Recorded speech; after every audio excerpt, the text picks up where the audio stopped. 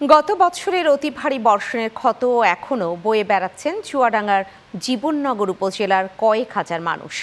এক বছর পার হলেও ভাঙা চারটি সেতু পুনর্নির্মাণ না হওয়ায় জীবনের ঝুঁকি নিয়েই চলাচল করছেন স্থানীয়রা। মাঠ থেকে ফসল আনা, স্কুল কলেজে যাওয়া কিংবা জরুরি প্রয়োজনে হাসপাতালে পৌঁছানো সব ক্ষেত্রেই তৈরি হয়েছে চরম দুর্ভোগ। ফেরদৌস ওয়াহিদের পাঠানো তথ্য ও চিত্রে বিস্তারিত দেখুন ডেস্ক রিপোর্টে। ভাঙা সেতুর উপর দিয়েই জীবনের ঝুঁকি নিয়ে পার হচ্ছে মানুষ। কেউ স্কুলে যাচ্ছে, কেউ বাজারে, আবার কেউ ছুটছেন কৃষি জমিতে। প্রতিটি পদক্ষেপেই রয়েছে দুর্ঘটনার শঙ্কা।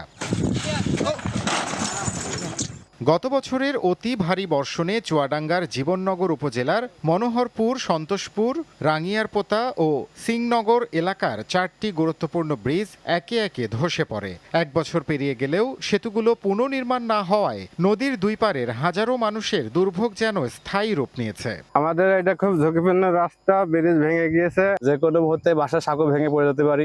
এক বছর হয়ে গিয়ে ভেঙেছে, কোনো গুরুত্ব দিচ্ছে না। স্থানীয়রা নিজেদের উদ্যোগে ভৈরব নদের ওপর মাটি ফেলে অস্থায়ী রাস্তা তৈরি করেছেন।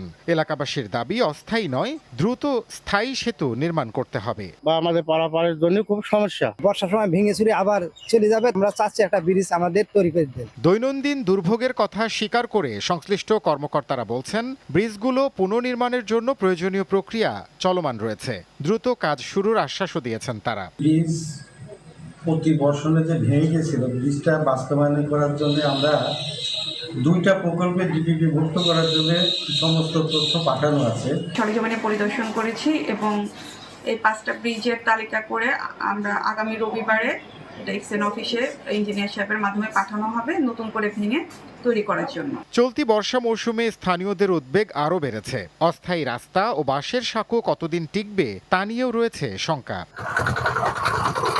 Channel 9 news desk.